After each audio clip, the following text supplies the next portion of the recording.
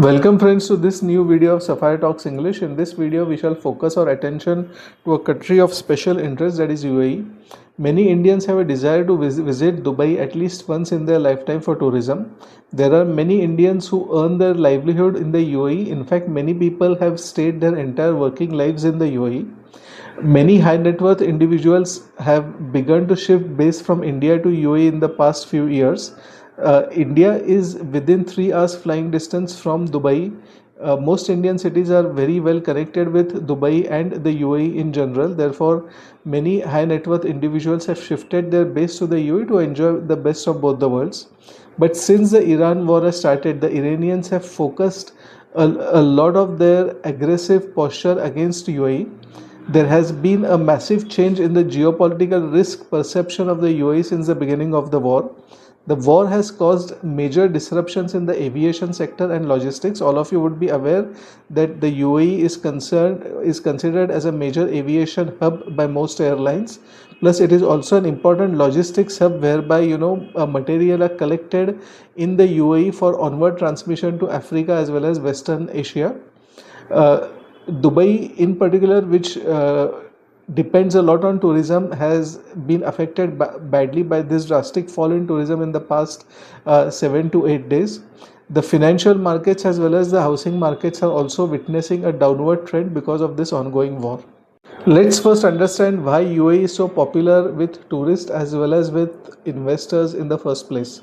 For individuals who are visiting UAE for tourism, it provides an excellent destination because of its beautiful and solid tourist infrastructure, the high level of internal safety and security that UAE provides, and it has over the years developed very beautiful places of interest for tourists.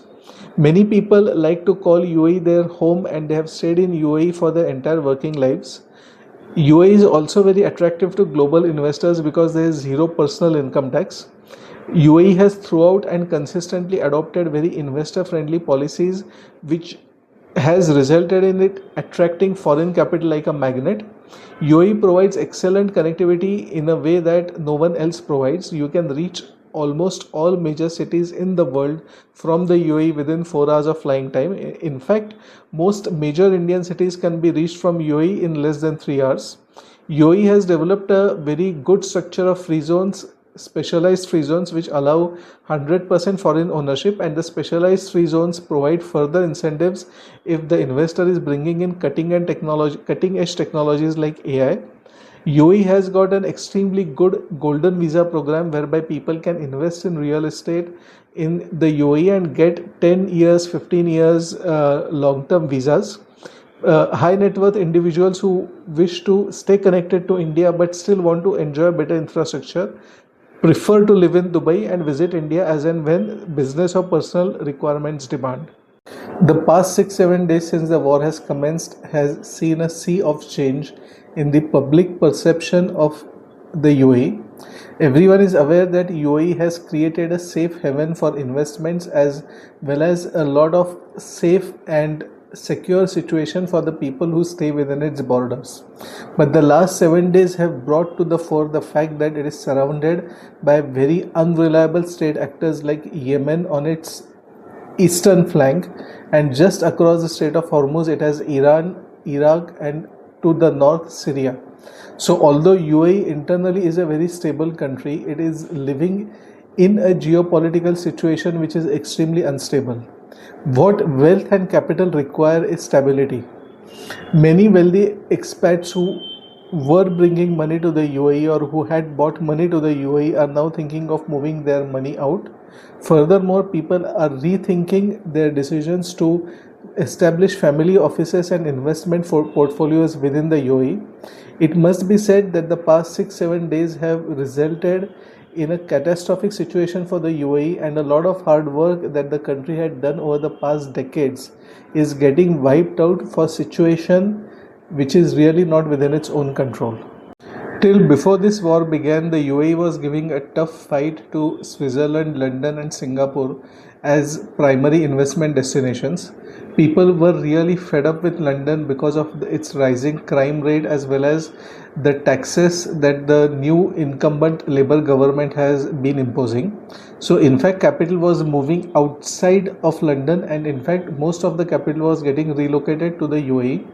We had also heard that the steel magnate Mr. Lakshmi Mittal was planning to relocate from London to the UAE, and preparations were being made by his office in this regard. But this war has changed everything. People are now rethinking this geopolitical environment, and they may again want to relocate their investments back to London, maybe to Switzerland, and to some extent the Asian investments would be moving mainly to Singapore and to some extent to Hong Kong also. People are not so sure about Hong Kong because it is now being managed by the Chinese, which has brought with it its own risks and opaqueness. But definitely UAE is now again falling behind these other destinations such as Singapore, Switzerland, and to some extent London and Hong Kong. The question that most people would be asking is what next for the UAE? To put it very simply, it all depends upon how long this war continues. If the war continues for a short term, most investors, or at least most people who want to come to the UAE for tourism and for jobs, will understand that it was a small hiccup which does happen in the life of a nation maybe once in a few decades. But if this war continues for a long period of time and gets prolonged, let's say like the Ukraine war, whatever hard work and effort has been put by the UAE people and the UAE government in building up their reputation may get hit and damaged permanently. The good part is UAE is a rich country, it has got a very wealthy sovereign wealth fund. So whatever losses are caused on account of a short war will be repaired sooner than later. But if the war continues for a very long time, then even the sovereign wealth fund may find itself insufficient to repair all damages.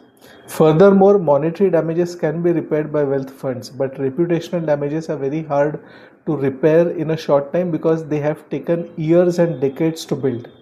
So all we can do is wish well for the UAE. Let's hope the war gets over very quickly. Definitely, if there are any further important developments in this regard, I'll get them to you by way of a new video. If you have found this video interesting, please like the video, please subscribe to our channel. Till then, I'll take leave from you. Jai Hind, Jai Bharat, Vande Mataram.